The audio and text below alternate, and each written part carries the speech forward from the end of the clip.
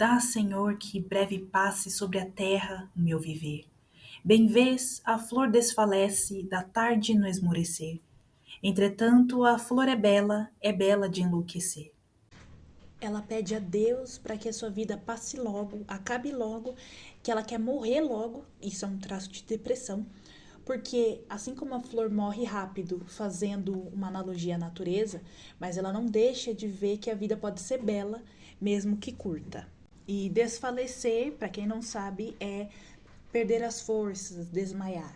Ainda aqui, uma coisa que eu reparei só depois, lendo de novo com mais calma ainda, ela fala aqui: dá, Senhor, que breve passe sobre a terra o meu viver, bem vês, vírgula, a flor desfalece da tarde no esmorecer. Ou seja, olha, Senhor, até a flor, ela perde as forças entre a tarde no esmorecer, né? Ou seja, perder as forças, o entusiasmo, o ânimo, enfraquecer mesmo. Ou desmaiar, que é perder os sentidos ou diminuir a intensidade, perder a cor, etc. Então, ela tá dizendo que para Deus olhar para o fato de que até a flor ela desfalece, né? Ela perde as forças da tarde no esmorecer.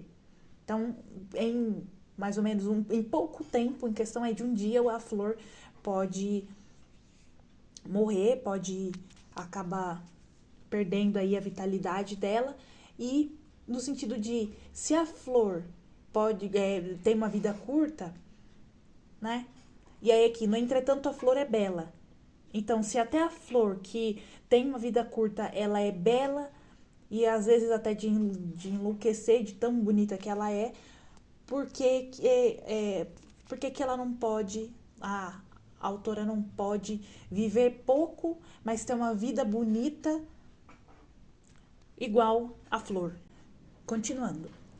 Mas eu triste, eu que na vida só hei de provado amargura, que não tá fácil para ninguém, que o sonho de um doce gozo não permite desventura, para que amar a existência árdua, mesquinha e tão dura. Então ela quer que a vida, juntando com a primeira estrofe, ela quer que a vida acabe logo, porque apesar de ser curta e poder ser muito bonita, ela, a autora, ela já é triste e só teve desgosto na vida, o que é compreensível já que ela viveu numa época que era o finalzinho da escravidão no Brasil, mas não o fim do racismo e do preconceito. Ela viveu segregação racial literalmente na pele. Então, para ela, mesmo que a vida seja linda, como uma flor, ela não teve o gosto, o prazer, que no caso aqui é o gozo, nem poder sonhar com isso, porque a desventura, ou seja, sucessão de infortúnios, de acontecimentos de azar, zicados e tristes da vida dela, não permitem sonhar em ter prazer e ser feliz. E ela se pergunta: para que então amar a existência é difícil e mesquinha? E mesquinha aqui no caso significa insignificante, mas também pode ser avarento, egoísta, que não gosta de compartilhar, mas aqui no caso é insignificante e dura.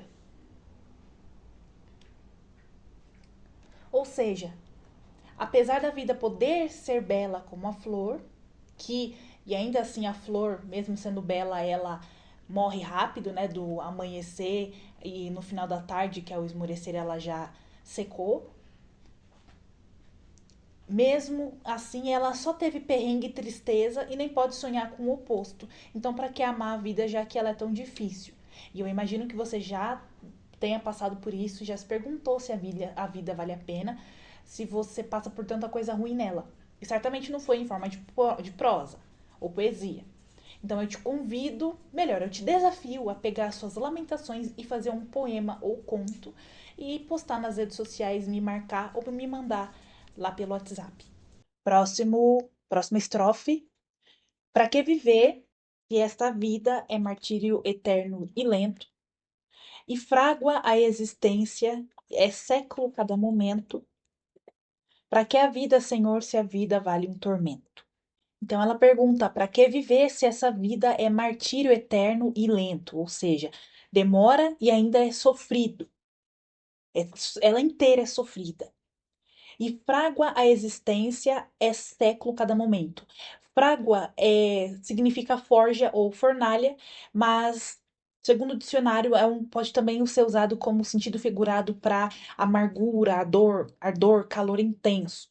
Então, ela quis dizer que, além da vida ser um sofrimento eterno, lenta, a existência uma amargura, é um calor intenso, é tipo um inferno e cada momento leva uma vida. Sabe aquela vez, aquele momento que você fala, nossa, dá 10 horas, mas não dá meio-dia. Ou, nossa, o tempo não tá passando. Então, para ela, cada momento é um século, demora muito para passar.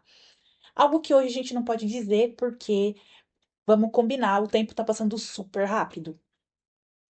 E na época dela não tinha redes sociais, não tinha todas essas informações. Então, se você fosse pegar um jornal aí do século, sei lá, 1800, por exemplo, uma página de jornal, só uma página de jornal hoje era tudo, toda a informação, tudo de acontecimento interessante que acontecia no ano inteiro nos séculos passados. Então, é lógico que para ela, cada momento levava muito mais tempo para passar do que levaria hoje. E aí ela continua: para que a vida, é Senhor, se a vida vale um tormento?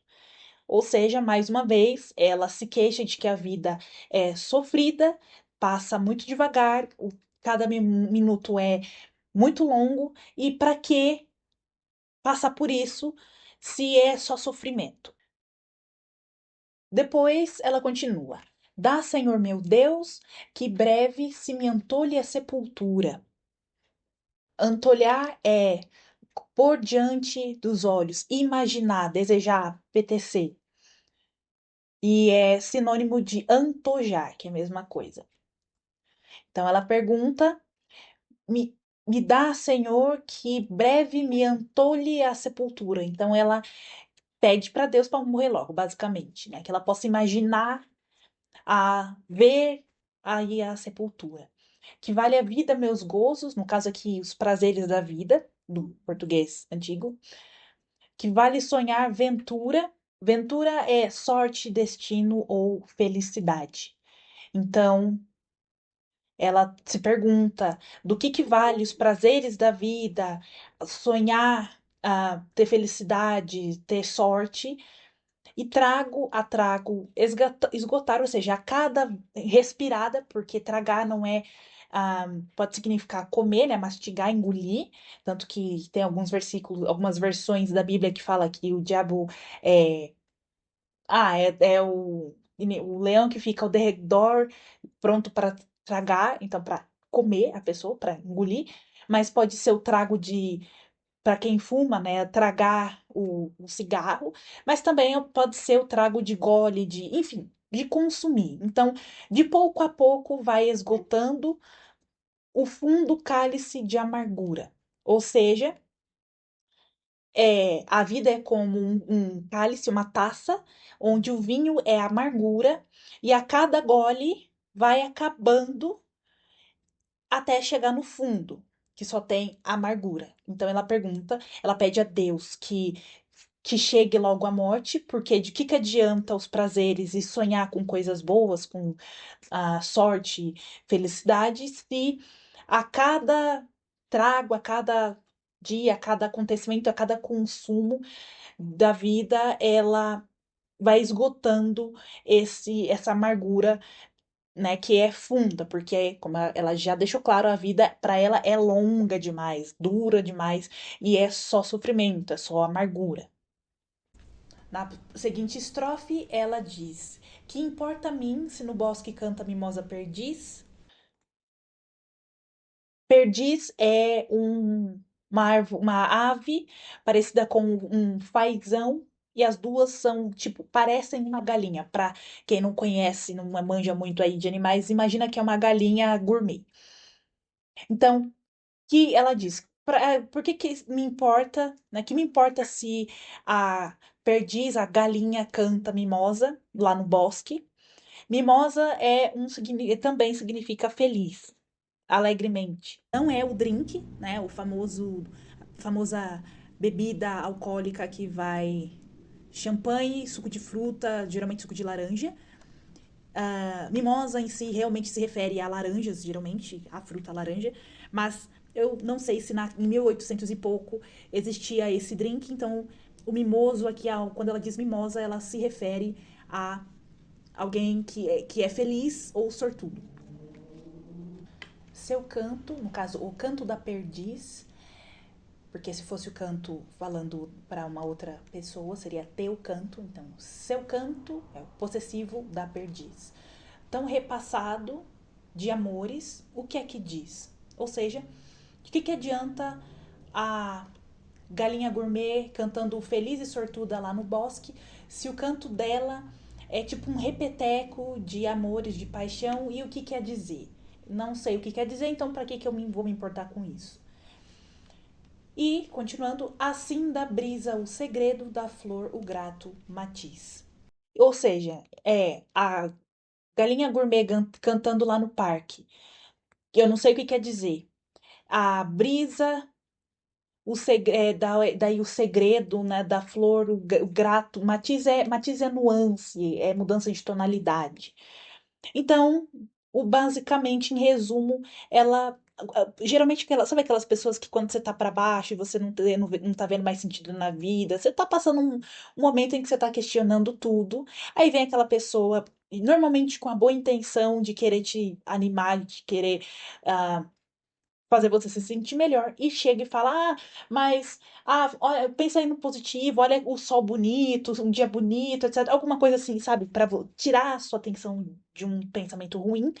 E aí você fica, tá, mas é bonito, mas o que que isso significa pra mim?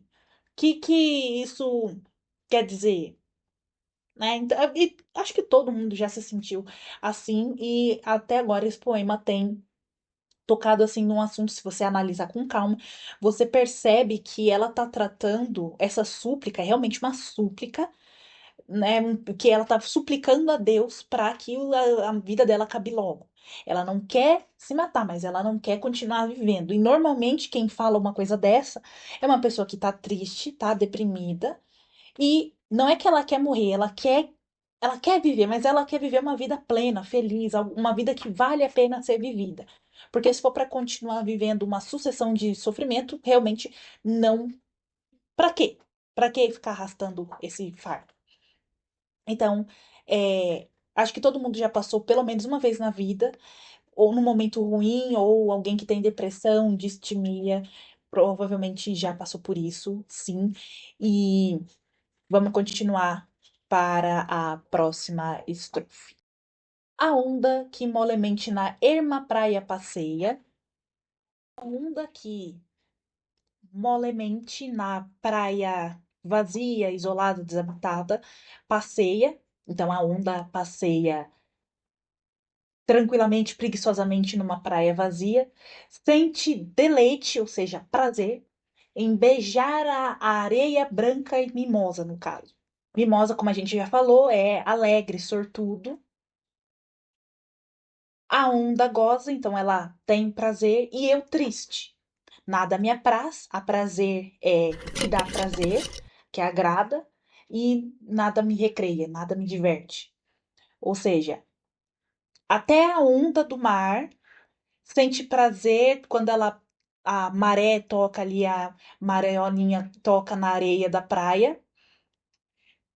Ela e a autora, ela tá ali triste, nada dá prazer para ela e nada diverte ela. Eu pesquisei aqui e se chama anedonia, que é quando você não consegue sentir prazer, alegria ou satisfação em coisas que antes eram prazerosas, como hobby, socializar ou comer, mas no geral também, né? Se você não consegue sentir prazer em atividades que são prazerosas no geral, você pode estar sofrendo de anedonia. De novo, eu não sou psicóloga, mas se é o seu caso, é bom você procurar um. O vate pulsando a lira, embora banhado em pranto, sente ungir-lhe o peito aflito, bálsamo puro e bem santo. se ele, inspirado, desfere seu dúlio mimoso canto. Vate é um profeta poético, é um termo antigo para falar de um profeta com aura divina ou visionária. Por exemplo, Jesus poderia ser um exemplo de um vate. E a lira é um instrumento antigo de cordas que parece uma harpa pequena. E também é uma metáfora poética para poesia ou inspiração, muito comumente usada como em minha lira chora, é algo como minha poesia sofre. Pranto significa choro intenso, lágrimas, né, um choro profundo. Então, o vate pulsando a lira. Então, um profeta, imagina Jesus tocando a lira, ou Buda, ou qualquer profeta aí que você tenha preferência. Embora a lira esteja banhada em pranto, ou seja, em choro, né? Igual, como eu falei, a minha lira chora, a poesia chora. Sente ungir-lhe o peito aflito. Ungir é passar óleo, né? Então a lira sente, mesmo que ela tá chorando, ela tá sentindo que estão passando um óleo, que é o bálsamo, que é um tipo de um óleo perfumado, geralmente, que ele acalma e ajuda a curar e também pode trazer a nível emocional o consolo. Profeta tocando a arpinha, e essa arpinha tá chorando profundamente, no maior desespero. Ela sente que o peito dela tá sendo ungido, passado esse óleo calmante e curativo, puro e bem santo. Se ele, o Vati, no caso aí o profeta inspirado, desferir é aplicar com força, né? Desferir um golpe. Então, se ele inspirado, ele tá inspirado, aí ele desfere o dúlio, que é um guerreiro, um combatente, ou dulio, né? Mimoso, então feliz, sortudo, canto. Então, o canto é um canto de guerra. E aí, se o profeta tá tocando a lira e ela tá ali sofrendo, chorando, né? Conforme ela tá sendo tocada, e ela sente o peito que tá aflito, tá sofrendo, e tá sentindo que tá sendo passado um bálsamo, um óleo curativo nela. Se ele tiver inspirado, ele vai soltar um golpe, na verdade, ele vai soltar um canto de guerra que é sortudo, que é feliz. Ali a vírgula em cima depois do pranto deixa entender que é o vate que sente o peito aflito sendo ah, ungido com o bálsamo quando ele toca a lira, quando ele, vamos falar o português claro, quando ele chora as pitangas dele, e aí esse choro se torna um canto de guerra.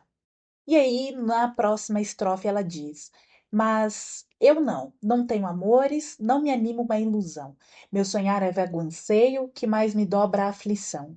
Sinto gelado meu peito, sinto morto o coração.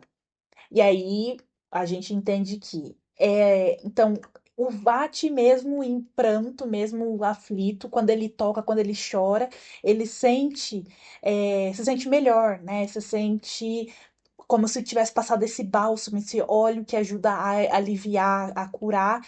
E aí esse choro vira um tipo de um canto de guerra, uma força, né? Para ele enfrentar ali a situação, mas ela não tem amores e ela não quer. A ideia de passar, de viver uma ilusão não é animadora para ela, porque tem muita gente que gosta da ideia de ter uma ilusão do que é melhor do que não ter nada. E ela não, ela não tem amores e ela não fica animada pela ilusão de ter um. O sonhar dela é vago anseio. Então, o sonho dela, né, quando ela sonha, é um medo que anseio é medo e vago é vazio, desocupado. Então é um medo vazio que mais dobra a aflição dela, que aumenta a aflição dela. E aí ela sente o peito gelado e o morto coração, ou seja, ela não é anedonia, que é você não sentir prazer, você estar insensível, desligado emocionalmente, porque você sofreu tanto, como ela não tem amores, ela não se ilude com, ela não fica animada com uma ilusão, o sonho dela é só medo sem sentido, e esse sonho só aumenta a dor dela, o sofrimento dela. Então, é comum que o sistema límbico, que cuida das emoções, decida cortar o mal pela raiz e aí te desliga das emoções para te proteger desse sofrimento. Morto, morto, nem palpita que fundador o matou, que foram desses anelos dos sonhos que o embalou. Tudo, tudo jaz desfeito, tudo, meu Deus, acabou. Então, ela falou que ela sente o peito gelado, o coração morto, e nem palpita, nem bate mais de tão funda a dor que matou ele. E aí ela pergunta: que foram desses anelos dos sonhos que o embalou? Ou seja, o que que aconteceu com esses anelos? Anelos são desejos, um desejo intenso, é uma aspiração, algo que você quer muito. Então, o que aconteceu com aqueles desejos dos sonhos que o embalou, no caso que embalou o coração, e embalar aqui é balançar no berço, que como se fosse uma, imagina que o sonho é uma, aí o coração é uma criança, e aí você tá balançando ela, cantando musiquinha de niná para aconchegá-la e fazer dormir. E tudo jaz desfeito. Jaz é do verbo jazer, que é estar deitado em posição estendida imóvel. Então, estar ou parecer morto. Então, tudo tá deitado, desfeito, né? Acabou, que é o que ela fala aqui no final, né? Tudo, meu Deus, se acabou. Ou seja, o coração tá morto, uma dor foi tão forte que ele morreu. E é no sentido figurado, né? Emocionalmente, ela sente como se tivesse morrido. Por isso que, né, só tanta dor, tanto sofrimento, e elas perguntam pra quê ter uma vida longa se é pra viver com essa dor que foi tão funda que matou ele. Matou os sentimentos e emoções dela. E o que que aconteceu com aqueles desejos dos sonhos que embalavam, né, que aconchegavam o coração? Aí ela mesma responde que acabou tudo. E aí, por fim, a gente chega na última estrofe, que é onde ela volta ali para o começo, de certa forma, para concluir o pensamento dela, que é: dá, Senhor, que breve passe sobre a terra o meu viver. O sacrifício perene, é sacrifício perene, tão agros dias sofrer. Dá que breve sob a lousa meu corpo vá se esconder. Então, obviamente, ela está pedindo a Deus que breve passe sobre a terra o viver dela. Então, que a vida dela passe logo, que ela venha a morrer logo. É sacrifício perene. Perene é algo que é duradouro, constante, que dura muito tempo. Então, ela está dizendo que é um sacrifício muito duradouro, tão agros dias sofrer. Agro, nesse caso aqui, geralmente agro a gente fala sobre a agricultura, etc., plantação, mas aqui agro significa algo que é ácido, azedo, amargo ou difícil, árduo, áspero, íngreme. Então, é, é de sacrifício muito duradouro, dura muito tempo, sofrer os dias tão difíceis, tão amargos, tão ruins. E dá que breve sob a lousa, e aqui eu tive que pesquisar, porque lousa, além do quadro negro, de pedra, lápide de toca, também pode significar lápide funerária. Então, a pedra colocada sobre o túmulo. Então, ela está pedindo, dá que breve sob a lápide o meu corpo vá se esconder, ou seja, que é o enterro, né? O corpo se esconder é quando você faz um enterro com um caixão, põe enterra a pessoa lá, tem a lápide onde se coloca lá, jaz aqui fulano de tal. E aí o que que ela tá, basicamente ela tá pedindo que a vida dela passe logo, porque é um sacrifício, é muito difícil passar tantos dias sofridos, difíceis e por tanto tempo, e que ela venha a morrer logo.